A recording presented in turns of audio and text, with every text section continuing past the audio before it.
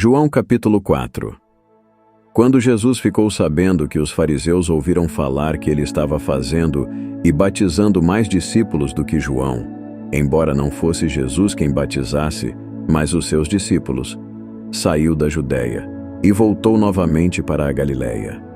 No entanto, era necessário que ele passasse por Samaria. Assim, chegou a uma cidade de Samaria, chamada Sicar, perto das terras que Jacó tinha dado a seu filho José. Havia ali o poço de Jacó. Cansado da viagem, Jesus sentou-se à beira do poço. Isto se deu por volta do meio-dia. Nisso veio uma mulher samaritana tirar água. Jesus lhe disse: "Dê-me um pouco de água." Os seus discípulos tinham ido à cidade comprar comida. A mulher samaritana lhe perguntou: "Como o Senhor, sendo judeu, pede a mim, uma samaritana, água para beber?" Ela perguntou isso porque os judeus não se dão bem com os samaritanos.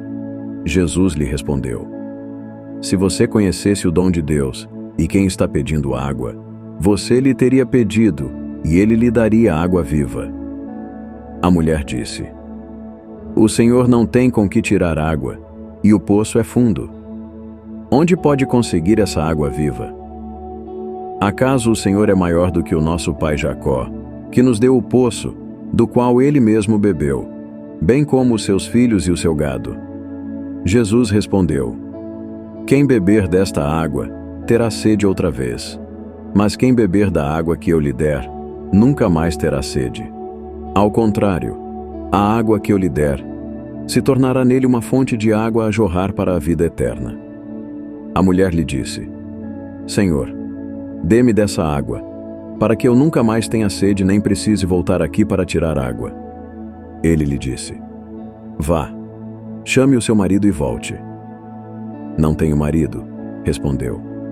Jesus lhe disse: "Você falou corretamente ao dizer que não tem marido. O fato é que você já teve 5, e o homem com quem agora vive não é seu marido. O que acabou de dizer é verdade." A mulher disse: "Senhor, vejo que é profeta.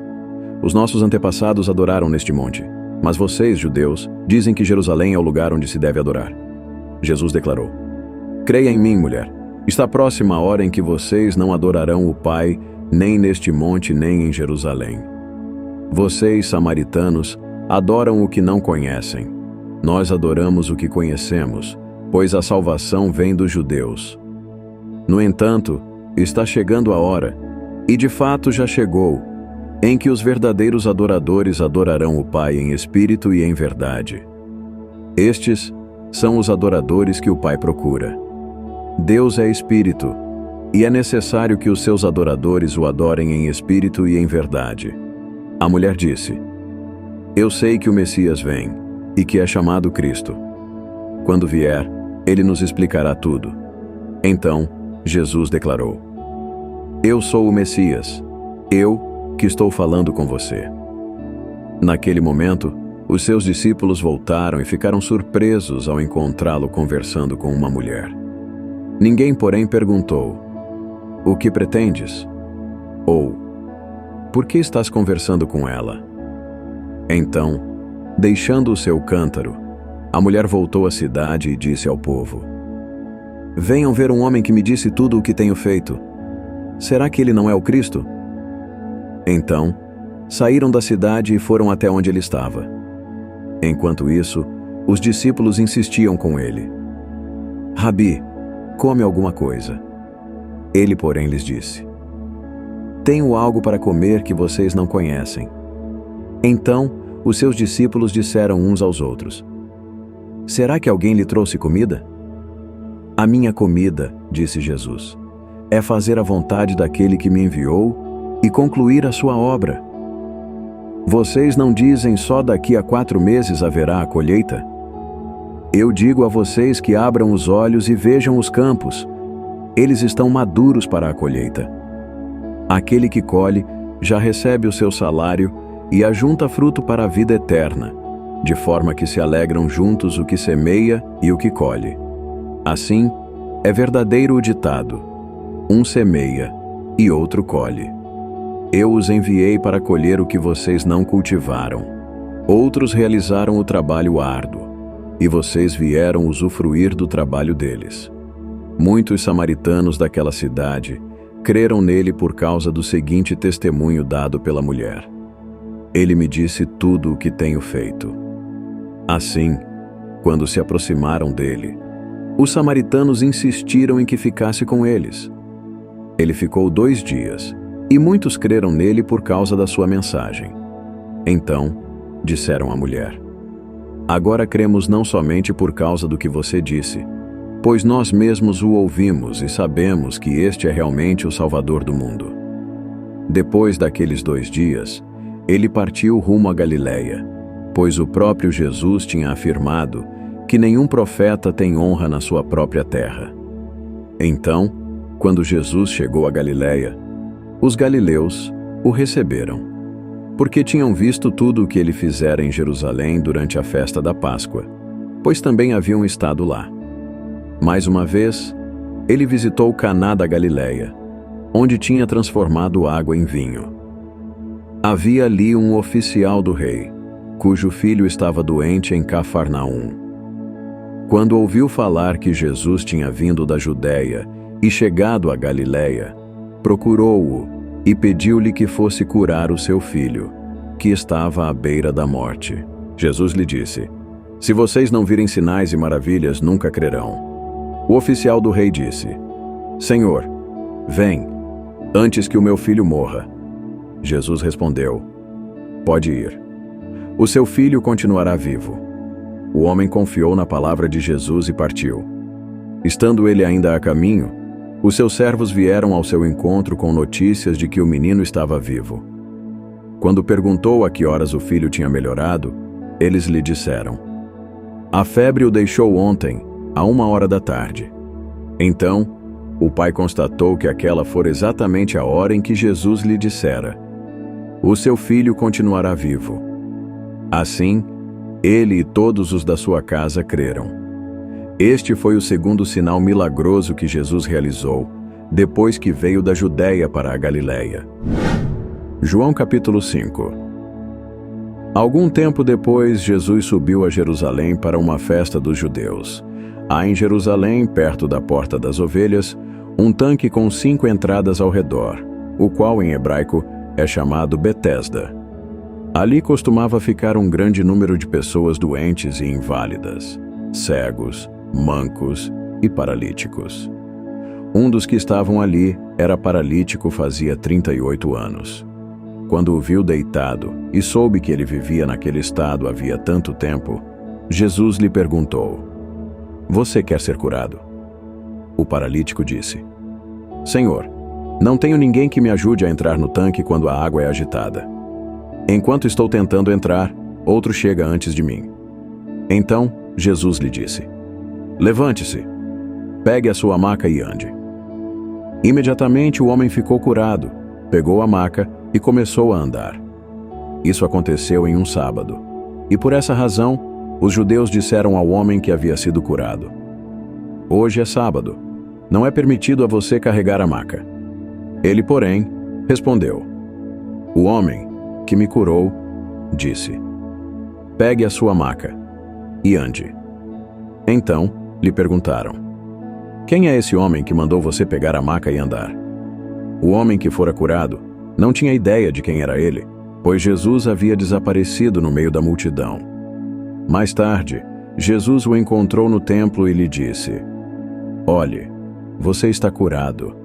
Não volte a pecar, para que algo pior não aconteça a você. O homem foi contar aos judeus que fora Jesus quem o havia curado. Então, os judeus passaram a perseguir Jesus, porque ele fazia essas coisas no sábado. Jesus lhes disse: o meu Pai trabalha até agora, e eu também trabalho. Por essa razão, os judeus queriam matá-lo ainda mais, pois não somente violava o sábado, mas também dizia que Deus era o seu próprio Pai, e assim se fazia igual a Deus. Jesus lhes deu esta resposta: em verdade lhes digo que o filho não pode fazer nada de si mesmo, só pode fazer o que vê o Pai fazer, porque o que o Pai faz, o Filho também faz. Pois o Pai ama o Filho e lhe mostra tudo o que faz. Sim, para a admiração de vocês, ele lhe mostrará obras ainda maiores do que estas. Porque da mesma forma que o Pai ressuscita os mortos e lhes dá vida, o Filho também dá vida a quem ele quer. Além disso, o Pai não julga ninguém, mas delegou todo o julgamento ao Filho, para que todos honrem o Filho como honram o Pai.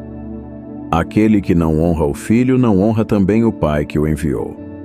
Em verdade lhes digo que quem ouve a minha palavra e crê naquele que me enviou, tem a vida eterna e não será condenado, mas já passou da morte para a vida. Em verdade lhes digo que está chegando a hora, e já chegou, em que os mortos ouvirão a voz do Filho de Deus, e aqueles que a ouvirem viverão. Pois, da mesma forma que o Pai tem vida em si mesmo, ele concedeu ao Filho ter vida em si mesmo, e deu-lhe autoridade para julgar, porque é o Filho do homem. Não fiquem admirados com isto, pois está chegando a hora em que todos os que estiverem nos túmulos ouvirão a sua voz e sairão. Os que fizeram o bem ressuscitarão para a vida, e os que fizeram o mal ressuscitarão para serem condenados. Por mim mesmo, nada posso fazer.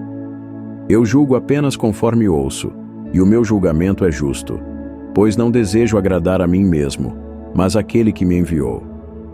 Se testifico em meu próprio favor, o meu testemunho não é válido. Há outro que testemunha em meu favor, e sei que o seu testemunho em meu favor é válido. Vocês enviaram representantes a João, e ele testemunhou da verdade. Não que eu busque testemunho humano, mas menciono isso para que vocês sejam salvos. João era uma lâmpada que queimava e irradiava luz. E durante certo tempo, vocês quiseram alegrar-se com a sua luz. Eu tenho um testemunho maior que o de João. A própria obra que o Pai me confiou para concluir e que estou realizando, testemunha que o Pai me enviou. O próprio Pai que me enviou, testemunhou a meu respeito. Vocês nunca ouviram a sua voz, nem viram a sua forma, nem a sua palavra habita em vocês, pois não creem naquele que ele enviou. Vocês estudam cuidadosamente as Escrituras porque consideram que nelas tem a vida eterna. E são as Escrituras que testemunham a meu respeito. Contudo, vocês não querem vir a mim para terem vida. Eu não aceito a glória dos homens, mas conheço vocês. Sei que vocês não têm o amor de Deus. Eu vim em nome do meu Pai, e vocês não me aceitaram. Contudo, se outro vier em seu próprio nome, vocês o aceitarão. Como vocês podem crer se buscam a glória uns dos outros, mas não procuram a glória que vem do Deus único? Contudo, não pensem que eu os acusarei diante do Pai. Quem os acusa é Moisés, em quem vocês põem a sua esperança. Porque se crescem em Moisés, creriam em mim, pois ele escreveu a meu respeito. Visto, porém, que não creem no que ele escreveu, como crerão no que eu digo? João capítulo 6. Algum tempo depois, Jesus foi à outra margem do mar da Galileia, ou seja, o mar de Tiberíades, e grande multidão continuava a segui-lo, porque vira os sinais milagrosos que ele tinha realizado ao curar os doentes. Então, Jesus subiu ao monte e sentou-se com os seus discípulos. Estava próxima a festa judaica da Páscoa. Levantando os olhos e vendo uma grande multidão que se aproximava, Jesus disse a Filipe: "Onde compraremos pães para este povo comer?" Ele fez essa pergunta apenas para pô-lo à prova, pois já tinha em mente o que ia fazer. Filipe lhe respondeu: 200 denários não comprariam pães suficientes para que cada um recebesse um pedaço. Outro discípulo, André, irmão de Simão Pedro, tomou a palavra. "Aqui está um rapaz com 5 pães de cevada e 2 peixinhos. Mas o que é isto para tanta gente?" Jesus disse: "Mandem o povo se sentar." Havia muita grama naquele lugar, e todos se sentaram. Eram cerca de 5.000 homens. Então Jesus tomou os pães, deu graças e os repartiu entre os que estavam sentados, tanto quanto queriam. O mesmo fez com os peixes. Depois que todos receberam o suficiente para comer, disse aos seus discípulos: Ajuntem os pedaços que sobraram, que nada seja desperdiçado. Então, eles os ajuntaram e encheram 12 cestos com os pedaços dos 5 pães de cevada, deixados por aqueles que tinham comido. Depois de ver o sinal milagroso que Jesus tinha realizado, o povo começou a dizer: Sem dúvida, este é o profeta que devia vir ao mundo. Sabendo Jesus que pretendiam proclamá-lo rei à força, retirou-se, sozinho, novamente para o monte. Ao anoitecer, os seus discípulos desceram ao lago, entraram em um barco e começaram a travessia a Cafarnaum. Já estava escuro, e Jesus ainda não tinha ido até onde eles estavam. Soprava um vento forte, e as águas estavam agitadas. Depois de terem remado uns 25 ou 30 estádios, viram que Jesus se aproximava do barco, andando sobre o lago, e ficaram aterrorizados. Ele, porém, lhes disse: Sou eu, não tenham medo. Então, resolveram recebê-lo no barco, e logo chegaram à praia para a qual se dirigiam. No dia seguinte, a multidão que tinha ficado no outro lado do mar percebeu que apenas um barco estivera ali e que Jesus não havia entrado nele com os seus discípulos, mas que estes tinham partido sozinhos. Então, alguns barcos de Tiberíades aproximaram-se do lugar onde o povo tinha comido o pão, depois de o Senhor ter dado graças. Quando a multidão percebeu que nem Jesus, nem os discípulos estavam ali, entrou nos barcos e foi a Cafarnaum em busca de Jesus. Quando o encontraram do outro lado do mar, perguntaram-lhe: Rabi, quando chegaste aqui? Jesus respondeu: Em verdade lhes digo que vocês estão me procurando, não porque viram sinais milagrosos, mas porque comeram os pães e ficaram satisfeitos. Não trabalhem pela comida que se estraga, mas pela comida que permanece para a vida eterna, a qual o Filho do Homem dará a vocês, pois Deus, o Pai, o reconheceu. Então, perguntaram-lhe: O que precisamos fazer para realizar as obras que Deus requer? Jesus respondeu: A obra de Deus é esta, que creiam naquele que ele enviou. Então, perguntaram-lhe: Que sinal milagroso mostrares para que o vejamos e creiamos em ti? O que farás? Os nossos antepassados comeram o maná no deserto, como está escrito: Ele lhes deu a comer o pão dos céus. Jesus declarou-lhes: Em verdade lhes digo que não foi Moisés quem deu a vocês o pão do céu, mas é o meu Pai quem dá a vocês o verdadeiro pão do céu. Pois o pão de Deus é aquele que desceu do céu e dá vida ao mundo. Eles disseram: Senhor, dá-nos sempre desse pão. Então Jesus declarou: Eu sou o pão da vida. Aquele que vem a mim nunca terá fome. Aquele que crê em mim nunca terá sede.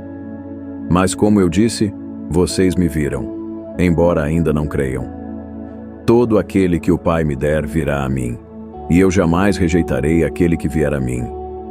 Pois desci dos céus não para fazer a minha vontade, mas a vontade daquele que me enviou. E esta é a vontade daquele que me enviou, que eu não perca nenhum dos que ele me deu, mas o ressuscite no último dia. Porque a vontade do meu Pai é que todo aquele que olhar para o Filho e nele crer, tenha a vida eterna.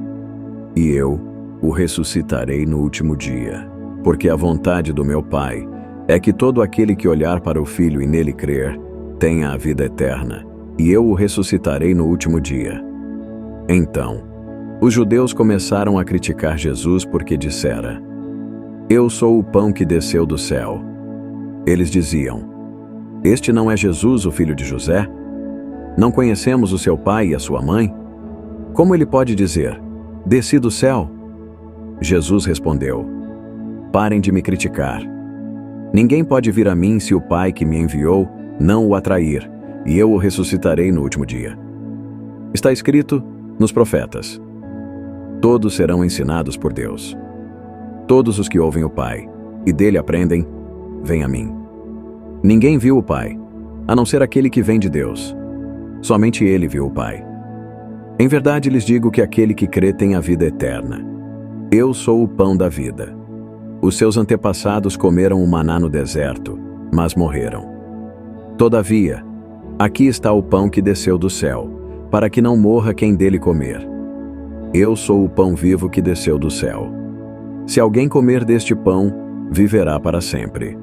Este pão é a minha carne, que eu darei pela vida do mundo. Então, os judeus começaram a discutir exaltadamente entre si. Como pode este homem nos oferecer a sua carne para comer? Jesus disse: Em verdade lhes digo, que se vocês não comerem a carne do Filho do Homem, e não beberem o seu sangue, não terão vida em vocês mesmos. Todo aquele que come a minha carne e bebe o meu sangue, tem a vida eterna, e eu o ressuscitarei no último dia. Pois a minha carne é verdadeira comida, e o meu sangue é verdadeira bebida.